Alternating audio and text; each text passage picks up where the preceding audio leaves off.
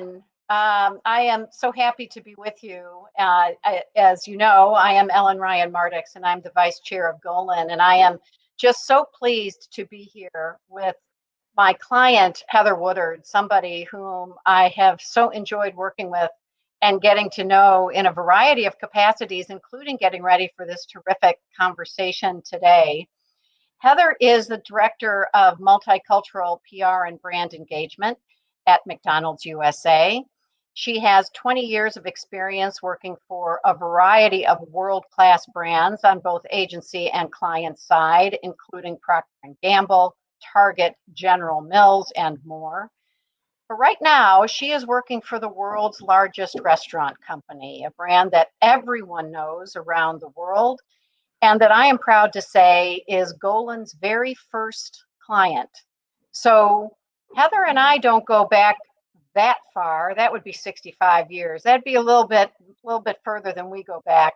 But our organizations have been together all these many years and working together in a variety of fronts and facing challenges that exist for both the brand and the company, as well as in society, that McDonald's works very hard to address. So I think that Heather is just the perfect guest to have on the meeting today, or to have at the meeting today, to discuss issues about racial equity, diversity, equity, and inclusion, and the things that have been happening in our society and how McDonald's is addressing them.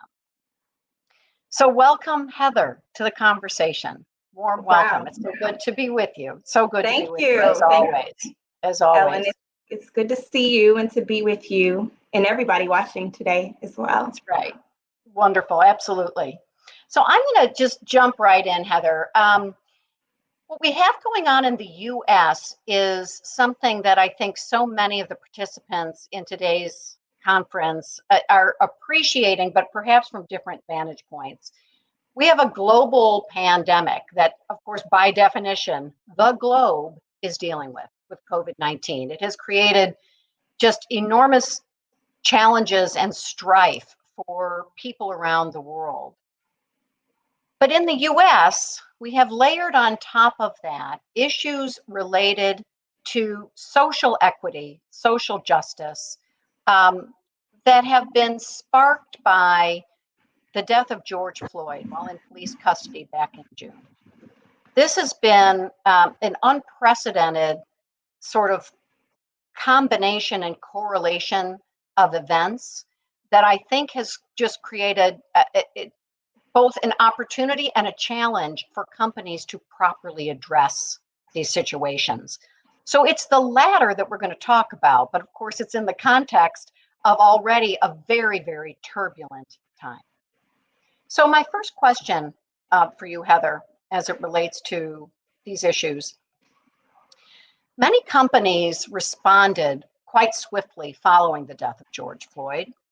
Some did so with words, others with actions. I'd love to know what the conversations were like at McDonald's in the immediate aftermath of this incident. Can you tell us something about what McDonald's did first and why? What were those conversations like within McDonald's? Yeah, thank you. Great question, Ellen. And you are absolutely right. We are living in a time of two pandemics, one that is absolutely health related. And in the US, though, we have one that is related to social justice and equity and inequities that many Black Americans are facing right now. And so in the wake of George Floyd's death, there were many conversations taking place in McDonald's as an organization that is highly matrixed. But I'll tell you, the one that I can really speak to more accurately or confidently is the conversation that took place between comms, the communications, McDonald's US Communications, and marketing, which were really the two groups that were charged with shaping and then acting upon our plan to respond. That was, of course, highly informed by leadership at every level. I would say the first thing that we did, and not and unspecific to conversations, but we made sure, just given that we have 14,000 restaurants throughout the country, in many communities across the country, including Minneapolis, which was ground zero. Our priority was making sure that our crew people and our employees and our customers were safe. Just given the fact, that spurred a lot of civil unrest, our priority was making sure that our people were safe, and taken care of. And then from that, just in thinking about what our external response would be, what our community response would be, we first listened. And we decided to take the approach of making a statement that was demonstrative of our stand with Black Americans, who are the subject of crimes and injustices like that of George Floyd's. So the conversations were really about like what we could do and needed to do, to show support for our crew people, our people in restaurants, our employees, and also our customers, who are largely Black and brown. And I can say that I'm really proud, very proud of the statement that we made, and that ultimately our stand with Black Americans. You saw a number of companies being criticized for empty words, I think, over the immediate, the couple of weeks following the incident. I don't think that happened at McDonald's. I think people took what McDonald's had to say at face value, which is exactly what I would expect and what we would hope from a reaction. Is that accurate? Yeah, look, I think there were a lot of people who were surprised, because while McDonald's is a company that is in communities, and we, since our founding, have shown up for customers in ways that are relevant and meaningful to them. But we are a family-friendly brand, and we had not taken a stand for an issue, and I'll say an issue specific to that, ever. And so there were a lot of folks who were surprised. And with any big, bold action, you're going to have detractors, you're going to have haters, quite frankly. But we fortunately had a lot of supporters. And I can say for sure that the conversations that took place internally weren't just about like what our statement would be, but what our actions would be. And so in addition to making a statement, we also donated money to organizations that were aligned with the statement, and causes that that related to social justice and equity. So really proud of that. And again, I think it's what we do. It's who we are as a company and as a brand. Again, with 14,000 restaurants across the country, many in neighborhoods that are filled with communities that are made up by African Americans and people of color. Authentic commitments make all the difference, don't they? They when do. It comes from authenticity. It does. People see through, as you just mentioned. People see through when companies aren't being authentic, and so that is something, of course, we always want to avoid. But it's relevant more today, I think, than ever before. Indeed. So McDonald's and its external statements, its commitments to the community, to its workforce, those actions, as we mentioned, authentic actions, seemed to resonate well. In addition, though, you have an immediate response and immediate action. You also have the need for longer term change. And to achieve that, it seems to me that you need some real introspection at a company like McDonald's. Yeah. So how is McDonald's evaluating its long-term internal progress around issues of diversity, equity, and inclusion?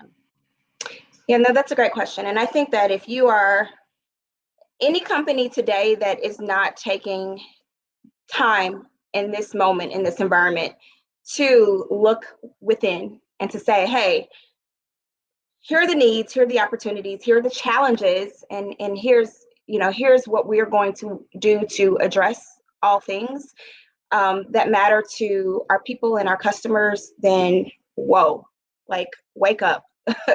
Who are you and why are you, who are you and wake up. And I think, so for us, in terms of evaluating progress, we're figuring it out. That while we have a rich history of serving communities across this country in very meaningful and respectful ways, there's still work to be done. And I don't think, we aren't resting on our laurels, because we do have a rich history of serving communities. We aren't resting on our laurels. And so we are still figuring it out, and we're still figuring out what success looks like. But it's all rooted in doing the right thing for our employees, and also doing the right thing for our customers. And so I'm certainly excited. We, as many of you have probably read in recent months, we have recommitted to our values. And two sort of recent acts that speak to that really underscore that commitment are the creation of a global impact team. You might have heard about that several weeks ago.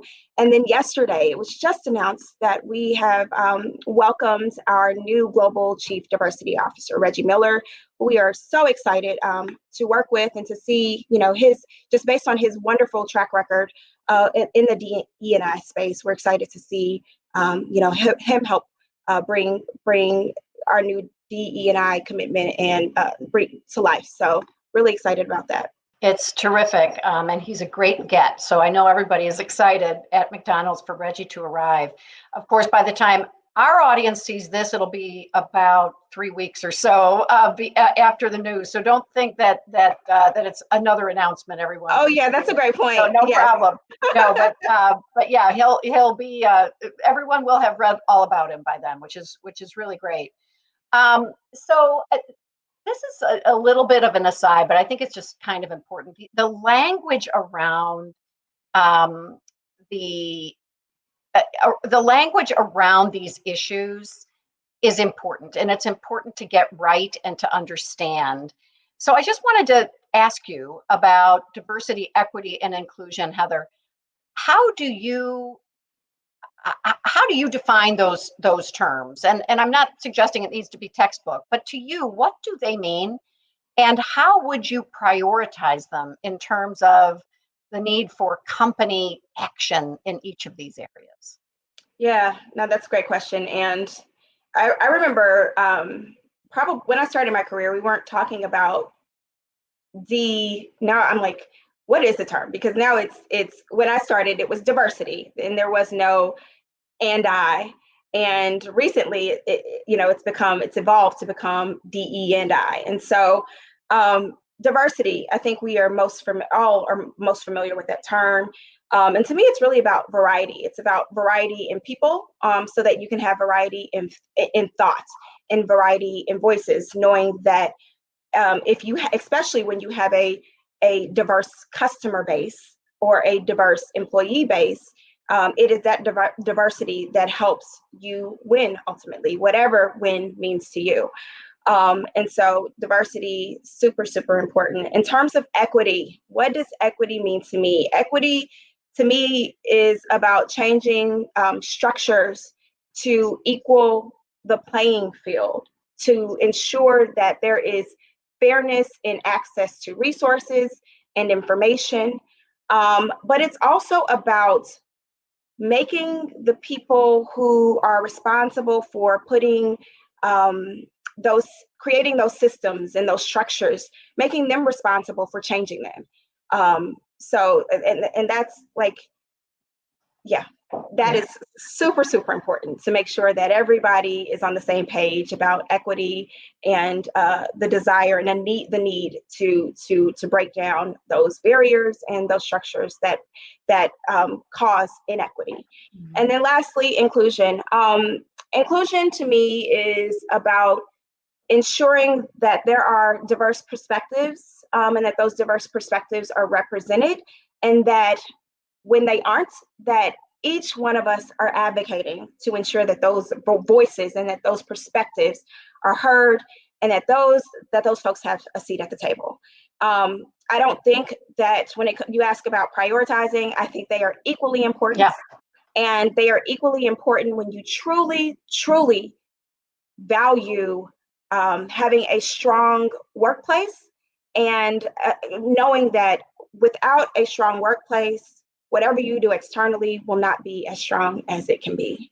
So I'm excited about the evolution of, that we've gone from diversity to diversity and inclusion, now to diversity, equity, and inclusion, because equity is, diversity is absolutely important. Inclusion is, gosh, it's important too.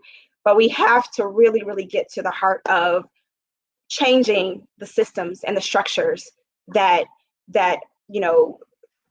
because if we don't do that, then, when we have diversity, people won't, thrive. And when we have, inclusion without equity, people don't thrive. And without all of them working well together, then we don't have nirvana. So Heather, we're talking about diversity, equity, and inclusion, and I loved your framing out of what those things mean. So thank you so much for expanding on that. It can be a big nut to crack. There's so much to be done. Can you talk for a minute about how one tackles what needs to happen in terms of DE&I, and in particular that equity aspect that's in the middle of those two? Do you focus on one audience in particular? Do you try to generalize what needs to happen and tackle it together? What's your perspective on that? That's a great question. And so I think when you're trying to create a solution for any challenge or opportunity, focus over generalities, it's absolutely important. It's important to focus versus being general. And I think when we're talking about DE&I, focus is required, because when you are too broad or too general, that comes off as inauthentic. And so I think companies, brands, people should say what they mean, and their actions should absolutely ladder up to or bring what they've said in those words to life. And in order to do that, and to do it in a way that is impactful, focus is key to that. And of course, focus can also mean sequential progress. So it doesn't mean that one is ignoring the broader needs, but if you have that focus, you're able to say, here we are, here are our goals, let's see how we're tracking against them, and then keep building. Yep. That sounds like a plan. You just laid out a plan. Perfect. Good. For all of us, Ellen. And that's the truth. Like, if you don't know what you're striving for, and if you don't have, if those things haven't been identified, then, how do you measure? How do you know what success looks like? How do you know when you need to pivot or tweak some things in order to get you where you want to be? And so you're right. Like, if you're to focus on one thing doesn't mean that you're ignoring all other things. It just means that this is the focus for now. And, to help you get where you want to be. And then, of course, you can come back to the other things that need to be done at the time. That's right. That's for sure. I love that you brought up the issue of systemic and that word. And just to reflect on it a little bit, the term systemic racism is one that, again, has become sort of part of the nomenclature in this era, in this environment. And I think sometimes people don't understand what that means. It is not a synonym for widespread, okay? Though in fact, that may also be an issue. It means of the systems, of the systems. So systemic means you have to change the systems that have allowed inequity to flourish. And I just believe that as companies really embrace that challenge wholeheartedly and understand what that means about their systems and what they need to do, then you get that middle part, that equity, to be systematized, Yes, right? you're And exactly right. that's what we have to do.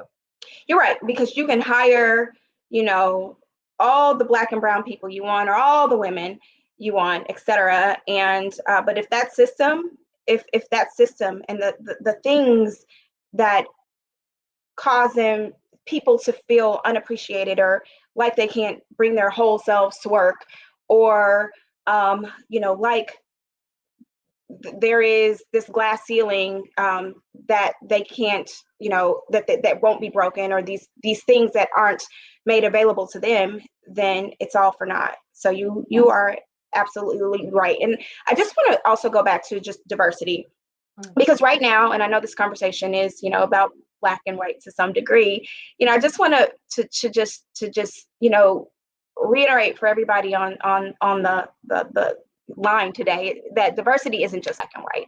It's about, or the color of one's skin. It's about, gender. It's about sexual orientation, and much, much more. So I just want to make sure that we're all on the same page, that diversity is very broad, and that if we aren't being equitable and inclusive to across the board, that the true DE&I goals won't be met. That is for sure. And I think one thing that I have admired, Heather, in the way our clients and we are dealing with this this journey, and that is, of course, what it is, of DE&I. And boy, you're right. We finally, I think, we finally got the right acronym, because all three of those things are vital. Is to recognize the holistic nature of it, but still to have focus. And right now in our country, I think it is fair to say that our priority among the much broader objectives of DE&I is with our Black constituents, with our Black employees, with our Black customers, our Black partners, our Black consumers. So do you concur with that the sort of like the idea of focus, as long as it doesn't limit us, allows us to measure progress, and perhaps even to make more progress, because we're allowing ourselves focus? Yeah. No, I mean, I think with any objective or goal, you have to have certain, you have to be focused, so you can, understand it, truly if you're being successful, or if you need to sort of pivot to get you where you want to be. But I would agree. I think the focus absolutely is on Black people, both in and out of the workplace, for a variety of reasons. But I would agree that is the focus. I talked at the top about the intersection between COVID-19 and the various responses regarding racial equity. And I do think that it has provided some real challenge for people and companies. I remember reflecting early on in the days following the George Floyd incident, that it seemed as if dealing only with a global pandemic was almost easy. And I don't mean to quip about it, but the reality is that it absolutely has made things so complex, companies, in terms of their response. Can you share with us how the intertwining of these two things have been handled at McDonald's? Did McDonald's response to COVID-19 change, or was it shaped at all following the issues of equity and social unrest, and vice versa? Ellen, that's an interesting question. I think COVID happened before George Floyd. It's all honestly a blur right now. Here's what I'll say about that. Again, our commitment to community did not start with COVID. It did not start with George Floyd. And one of the things that I am super proud of McDonald's for, is that during COVID, we stepped up and in a way that made sense for us and our customers. And as a company that feeds people, and we fed people through our thank you meal. And we didn't just feed first responders, but we fed medical workers, from janitorial staff to doctors. And so the way we defined or took the parameters off our definition of who would receive the thank you meal to ensure that we were inclusive, and to ensure that we were able to meet our customers where they were, while honoring the many women and men who worked and continue to work tirelessly to ensure the safety and health of Americans. But when you think about, though, the disproportionate number of Black and brown people who are impacted, who have been impacted by COVID, and the fact that when we talk about this social justice pandemic, this social pandemic, I mean, at the end of the day, you go back to Black people, and so I mean, unfortunately, it's all happening at the same time. And not that there's a right time, right. But I say that because the reality is that Black and then also brown people are being, are just facing in great despair right now because of COVID, and then the social justice and inequities that, and that's the thing. I think that what we've done, and what I'm proud of us, one of the reasons that I'm proud of us, is that we haven't wavered on doing what we do, and that is feeding customers, all customers, all walks of life. And I'm really proud of the things that we have done through this incredibly challenging time, for our customers, and whether it's through thank you meal or through One of Us, and our owner operators. Oh my gosh, have they stepped up and stepped in ways that are meaningful to their communities. I mean, it's really been heartwarming to see, and hear of the pantries, the food pantries that were started by owner operators to help crew people, and the food donations and giveaways that have taken place throughout the country, for customers and for people, and the donations the company has made in terms of food, and also dollars and resources to organizations in need. So that's been really cool to watch. And we've done it in a variety of ways. And so I think when COVID, again, recognizing the disproportionate impact that it's had on Black and brown communities, I mean, we partnered with BET, we've partnered with United Way. We've really tried to partner with organizations that are in and of the community in the same in ways that we are and our owner operators are. And it's been a team effort. It's not just been the corporation,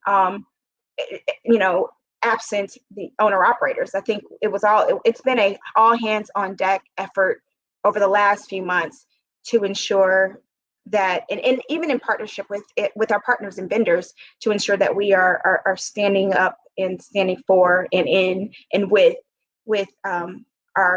employees and customers. So it's been cool to be a part of, and I feel really blessed to be here at this moment. Yes. Because when you talk about doing purposeful and meaningful work, for me, it's so important that I do purposeful and meaningful work, in addition to the fun stuff. And so this has been a moment where I absolutely been able to do it. But it's because McDonald's is who McDonald's is, and they allow those kinds of contributions. So. Indeed, they do, and I love your comments there. And in fact, it bridges very beautifully to my next question. Little did you know, but this idea of contributing back to the communities where McDonald's does business, be that driven by the corporation or driven by the owner operators, is part of McDonald's DNA, is it not?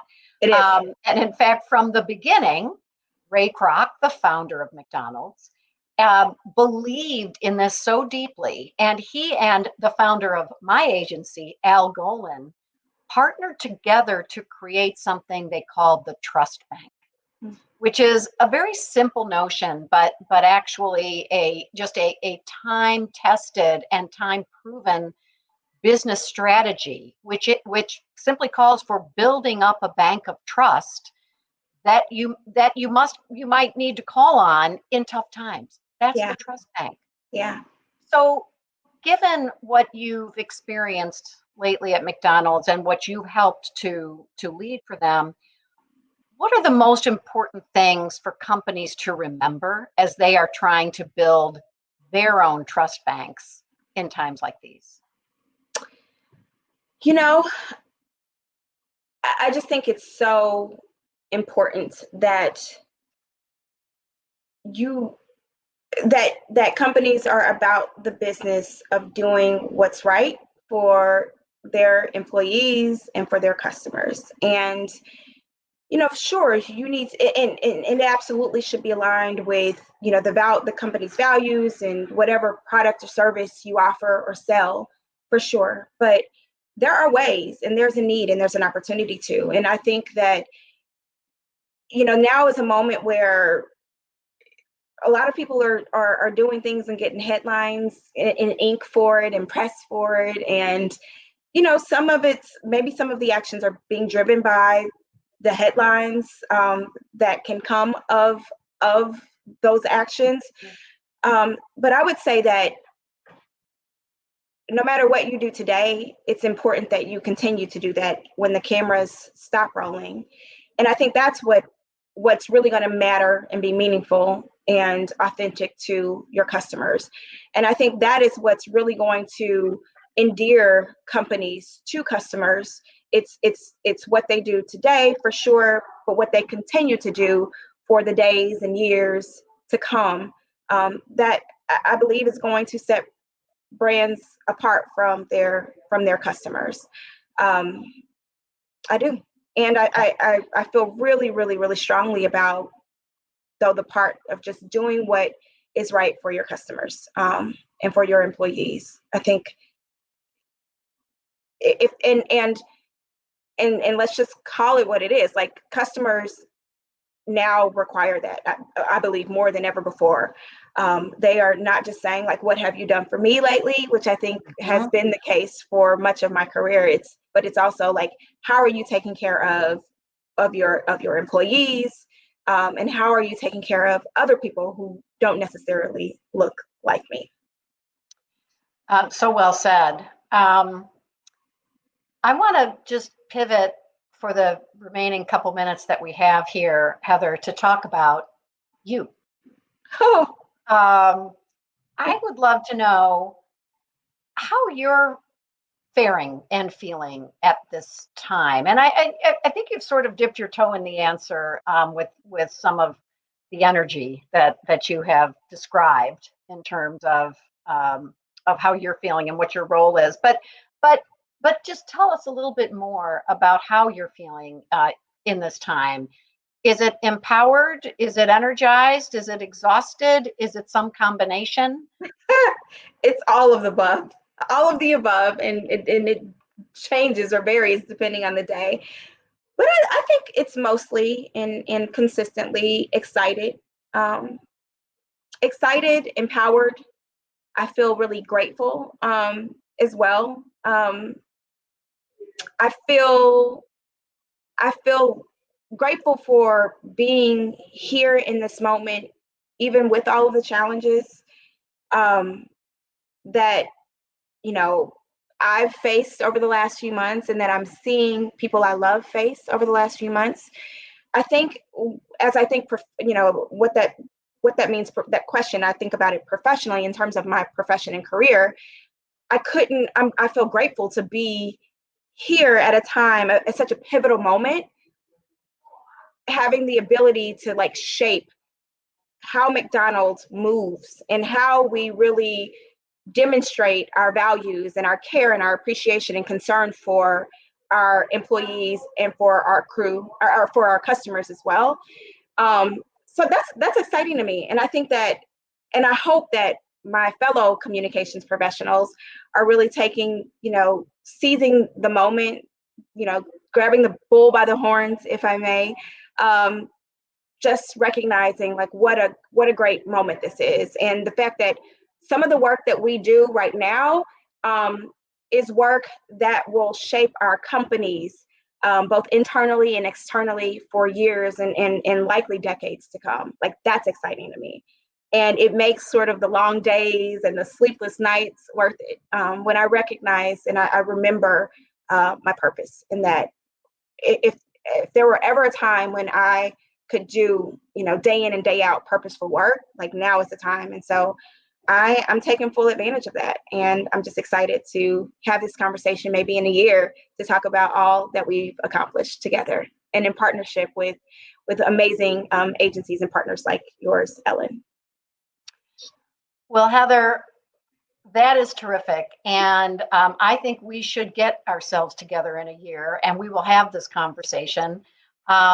I'm so happy that we've had this time together.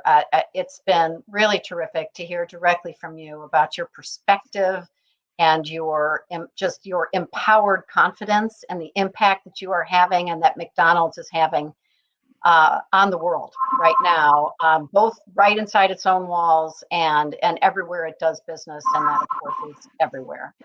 So with that, I thank you so much, and I thank the audience from far and wide for joining us. It has been a pleasure to be together. Thank you. Thank you. Thank you all.